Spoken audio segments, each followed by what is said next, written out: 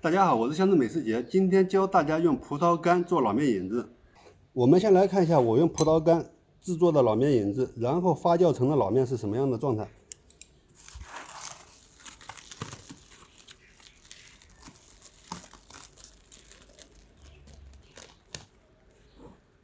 效果非常的好，这昨天晚上发的面。从葡萄干变成老面的过程大概是这样的啊，用葡萄干收集野生酵母菌，然后用这个水做成面种，面种再做成老面酵子，老面酵子发酵老面，或者是直接用面种发酵老面。当然也可以跳过这两个步骤，直接用泡葡萄干的水发酵老面也是可以的。为什么要多加这两个步骤？我后面会给大家一个详细的解释。我们先来说一下它的制作过程。第一步，把葡萄干淘洗几遍，洗干净以后放在一个碗里泡起来。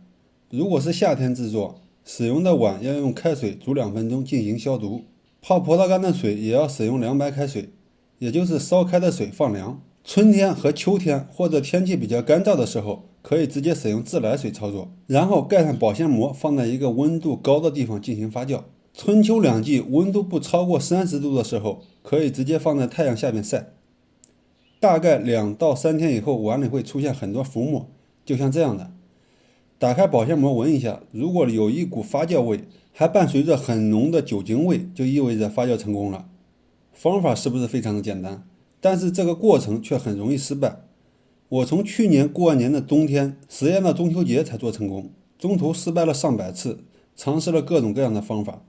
失败的原因只有一个，就是发霉，而导致发霉的原因是湿度高，湿度高容易滋生细菌，从而导致发霉。所以制作老面引子最好选择春天或者秋天，当然这个也要根据你所在的国家和地理位置来决定。只要是高温低湿的环境都适合制作老面引子，但是最佳的季节还是秋天，因为秋天是各种水果成熟的季节，也是野生酵母菌最活跃的季节。这个季节制作老面引子，直接使用自来水泡葡萄干，晚上不要盖保鲜膜，只需要盖一块透气的布就可以很快发酵。夏天就必须使用保鲜膜密封。秋天制作，你把碗放在葡萄架下边或者葡萄园里，效果会更好。葡萄干发酵以后，这时我们就可以直接使用这个水去和面，发酵后就是老面。但是我不建议这样做，因为我们第一次收集的酵母菌是最纯的，里边杂菌含量少，酸味也小，所以我建议用这碗水制成老面酵子，也就是老面引子，进行长时间保存。这是我去年中秋节第一次做成功的老面酵子，这是用第一次的酵子复制出的第二次。这是用第二次的酵子复制出的第3次。我平时发面都是使用第3次的酵子进行发面。我们该怎么用泡葡萄干的水制成老面酵子呢？首先把葡萄干捞出来，用这碗水调成面糊进行彻底发酵。什么是彻底发酵？就是发酵到最高回落。看看保鲜膜上的面糊，你们就知道，如果不是保鲜膜包得紧，这碗面糊就溢出来了。但是过了几个小时以后，它又回落下去了，这就是彻底发酵。然后加玉米面粉和水，再次调成面糊进行彻底发酵。我这里给大家做演示，就不等它发酵了。发酵以后，再次加入玉米面进行发酵，这个步骤重复3到5次。每次加完玉米面都要等它彻底发酵以后再次加玉米面。因为玉米面粉没有筋性，所以等到我们加到第2次的时候，后边它就无法再次发酵到最高。但是它会发酵，发酵之后的状态就是表面有很多孔。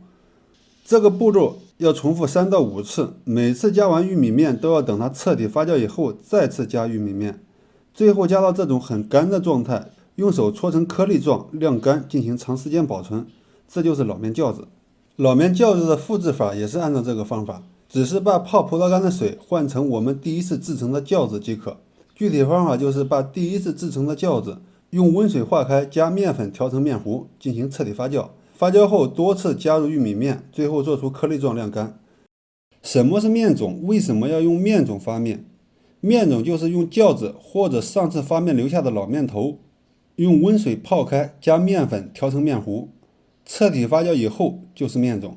用这个方法做成的面种发面更快，冬天温度低的时候就比较适合这个方法，尤其做老面小笼包时必须使用这个方法。